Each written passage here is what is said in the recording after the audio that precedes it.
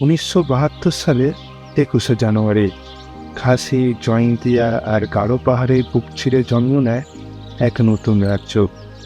ব্রিটিশরা যাকে ভালোবেসে ডাকত স্কটল্যান্ড অব দি ইস্ট, এবং যাকে পুরো বিশ্ব জানে দ্য অ্যাডো অফ ক্লাউড।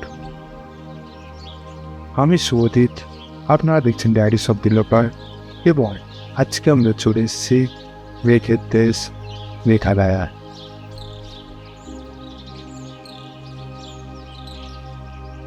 কিছু যাত্রা শুরু হয় অনেক পরিকল্পনা দিয়ে, মানচিত্র, তালিকা আর ঠিক করা গন্তব্য। আর কিছু যাত্রা শুরু হয় শুধু একটা অনুভূতি থেকে। হঠাৎ মনে হয় চল কোথাও বেরিয়ে পড়ি। এই যাত্রাটাও ঠিক তেমনই। যাত্রা প্রথম মুহূর্তে শুরু হলো ট্রেনের জানলার পাশে বসে। ট্রেন ধীরে ধীরে স্টেশন ছেড়ে এগিয়ে যেতে লাগলো, আর পেছনে পড়ে রইল শহরের কোলাহল। জানলার বাইরে পাল্টাতে থাকলো দৃশ্য, স্টেশন, চায়ের কাপ হাতে দাঁড়িয়ে থাকা মানুষ, এবং দূরে মিলিয়ে যাওয়া সেই রেল লাইন।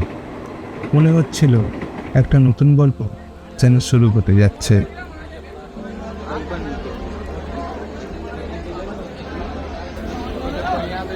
ট্রেনের পথ শেষ হতেই শুরু হলো পাহাড়ি রাস্তা। গাড়ি ধীরে ধীরে উঠতে লাগলো পাহাড়ের দিকে। চারিদিকে সবুজ পাহাড়, আর মাঝে মাঝে নেমে আসা সেই মেঘ।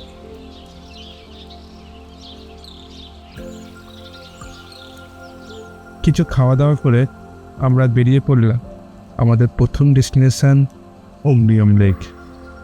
দূর থেকে লেকটা দেখতে একটা বিশাল আয়নার মতন। আকাশ, মেঘ, পাহাড় সব কিছুকে যেন নিজের ভেতরে ধরে রেখেছে।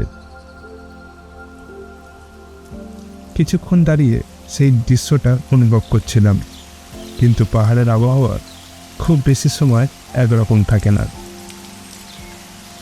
আর মুহূর্তের মধ্যেই নেমে এলো প্রবল বৃষ্টি। তাই আবার রওনা দিলাম চেরাপুঞ্জির দিকে।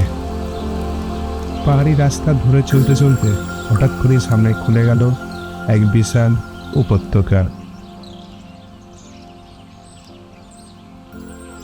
এই গ্রামটার নাম দেউলিয়ে ভিলেজ।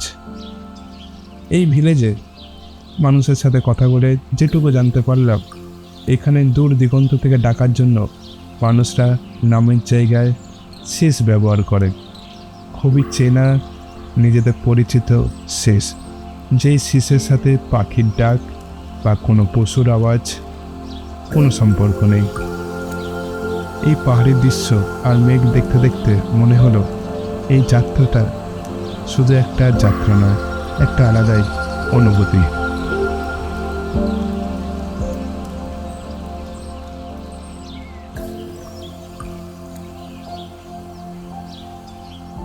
দিনের শেষে পৌঁছে গেলাম আমাদের ছোট্ট একটা থাকার জায়গায়।